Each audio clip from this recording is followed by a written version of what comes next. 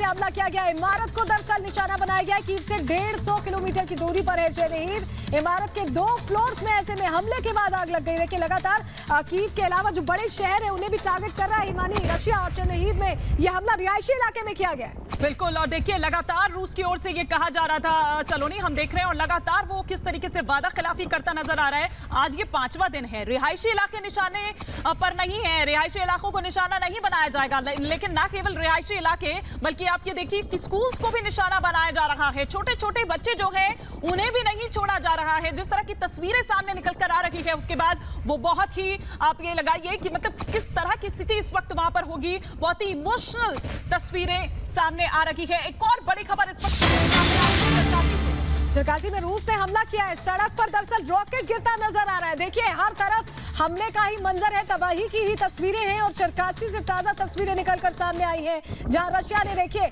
किस तरह से रॉकेट दागे। तस्वीरें हम आपको दिखा रहे हैं। देखिए आम जनता को दरअसल समझ ही नहीं आ रहा कि वो रहे कहां जाए कहां। ये देखिए किस तरह से कुछ ही सेकेंड्स में ये धमाका होता है। कुछ पता ही नहीं वो बंकर में रहे या अपने घरों में रहे, उन्हें कहीं सुरक्षित महसूस नहीं हो रहा है यूक्रेनियंस को, क्योंकि जो हालात है कभी भी कहीं से भी रॉकेट बरसाए जा रहे हैं। और यही खौफ जो है, यही डर जो है वो उन लोगों के चेहरे पर साफ तौर पर देखा जा सकता है। वो बदहवास यहाँ वहां जा रहे हैं लेकिन नहीं पता कि आखिर शरण ले भी तो कहां ले। बंकर्स भी सुरक्षित नहीं है या फिर कहां जाकर वो संरक्षण ले। एक और बड़ी खबर इस वक्त आ रही है। रूस की सड़कों पर बैलिस्टिक मिसाइल देखी गई हैं। मॉस्को में, राजधानी में दरअसल ये बैलिस्टिक मिसाइल देखी गई है। आखिर इसका क्या मतलब निकाले और साथ ही साथ परमाणु युद्ध की धमकी भी देते नजर आ रहे हैं पुतिन। जिस तरह से ये कह रहे हैं कि परमाणु फोर्स तैयार रहे, स्टैंड बाय। ये देखिए ये तस्वीर सलोनी हम दिखा रहे हैं। देखिए मॉस्को राजधानी जहां पर मिसाइल जाती हुई, बैलिस्टिक मिसाइल जाती हुई नजर आ रही है। रशिया लगातार अपने आर्म्स और एम्युनिशंस को देखिए सीमावर्ती इलाकों में डिप्लॉय कर रहा है कि अगर और ज्यादा हमलों की जरूरत पड़े तो तुरंत तैयारी हो। ये एक मैनेजमेंट सिस्टम समझ सकते हैं ईमानी की किस तरह से प्लान्ड वे में रशिया सारी चीजें कर रहा है। ये मॉस्को की तस्वीरें हैं राजधानी की और यहाँ से ये बैलिस्टिक मिसाइल सीमावर्ती इलाकों में ले जाई जाएगी।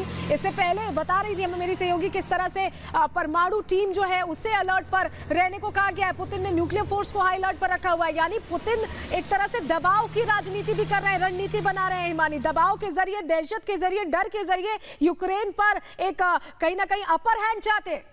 निश्चित रूप से सलोनी, और बल्कि मैं तो हमारे साथ गेस्ट भी जुड़े हुए हैं कर्नल लैन, मैं उनसे भी समझना चाहूंगी। लेकिन उससे पहले ये तस्वीरें दिखा रही हूँ उनसे दरअसल मैं ये समझना चाहती हूँ कि भैया ये किस तरह की शांति वार्ता है। अगर ये शांति वार्ता है तो फिर इस तरह की तस्वीरें तो कम से कम सामने नहीं आनी चाहिए।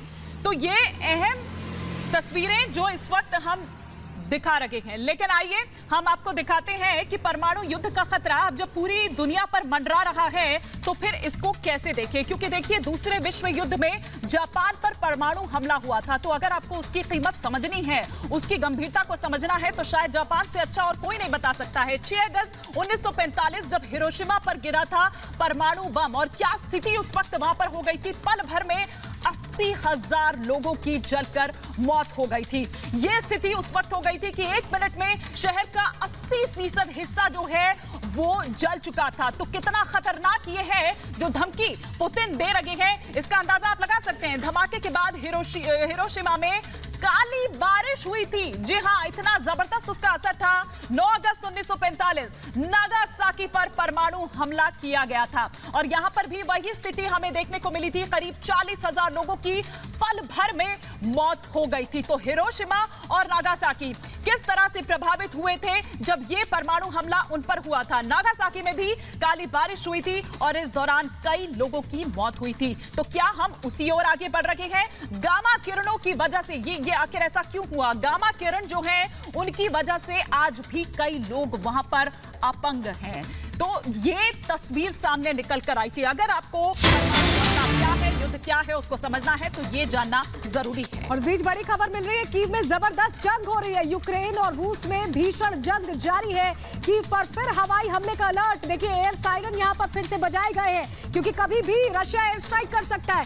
कीव को हथियाने का ये पूरा पैतरा लगातार चला जा रहा है रशिया की तरफ से, क्योंकि राजधानी को अपने कब्जे में करना चाहता है। लेकिन एयर साइरन किस तरह से बज रहे, जरा सुनिए।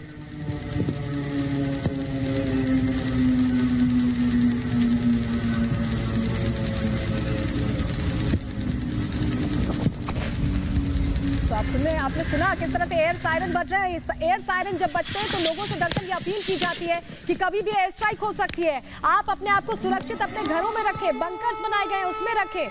देखिए, ये जब एयर सायरन बजता है तो लोगों में दहशत होता है, डर का माहौल होता है, कहीं छुपने की आतुरता होती है, बदहवास से वो यहाँ वहाँ घूम रहे होते हैं, क्योंकि दरअसल लोगों को समझ ही नहीं आ रहा कि वो खुद को रखें कहाँ सुरक्षित। अगर घरों में रख रहे हैं तो वहाँ हमले हो जा रहे हैं, बंकर्स को निशाना बनाया जा रहा है। तमाम जो जगह है, मेट्रो स्टेशन की भी हमने तस्वीरें दिखाई थी, मानी कैसे लोग शरण ले रहे थे। लोगों को समझ नहीं आ रहा कि आखिर वो खुद को कैसे बचाए, अपने परिवार की रक्षा कैसे करें।